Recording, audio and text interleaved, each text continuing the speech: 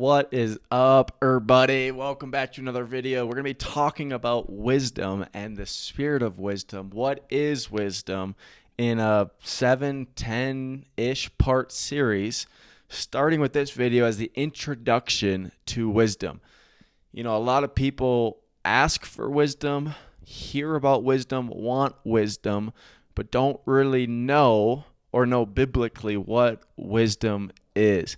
So hopefully my aim in this little series would be to break down what wisdom is, how we attain it, why we value it, and why it is so precious to so many, especially the patriarchs of old, David and Solomon in the Bible.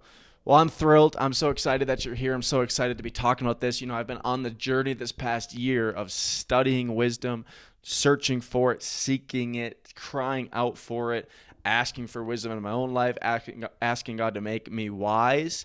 You know, James 1, I'm jumping ahead of myself, but James 1 talks about that if anyone, James 1:5, lacks wisdom, we'll break this down later, but it's jam-packed, monster-packed, huge-packed. If anyone lacks wisdom, let him ask God, and God will give liberally without reproach.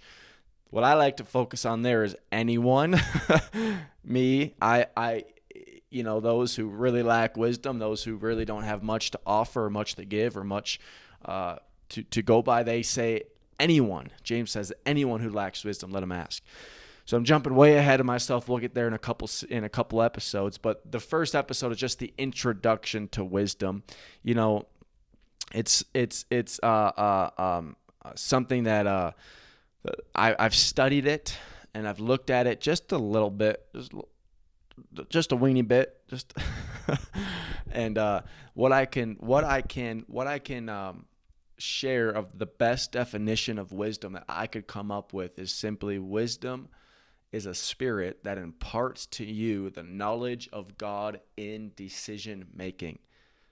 Let me say that again. Wisdom is a spirit that imparts to you the knowledge of God in decision making. It doesn't impart the knowledge of yourself, the knowledge of somebody else, the knowledge of the circumstantial knowledge, or experiential knowledge. It imparts a heavenly knowledge from above, the knowledge of God in your decision making.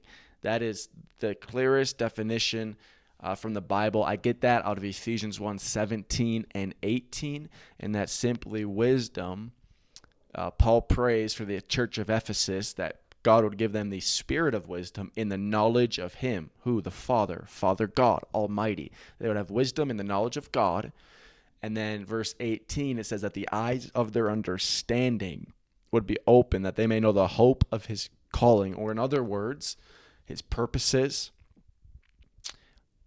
His calling for your life. What is God's will?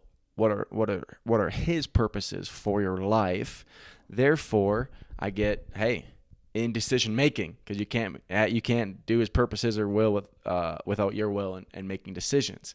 And so, the hope of His calling is what God has for you, your decisions. So you get the spirit of wisdom, the knowledge of God, in the hope of His calling or in decision making. And so what I want to do is I want to break down through, again, 7 to 10, maybe a little more episodes of what wisdom is, how we attain it, why we value it, if it really is so precious, if we should desire it more than the finest of gold, Solomon says. How do we do that? How do we search for wisdom? Can you search for wisdom? Where is wisdom?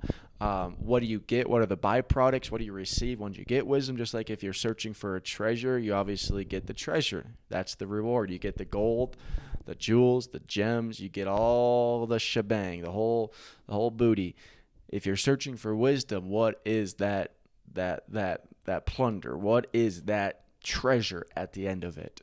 And so we want to hit all of those things, and hopefully many are encouraged and inspired. That's what this channel is all about, to inspire, instruct, and intercede. Inspired. I'm an inspiration. I'm a motivational speaker.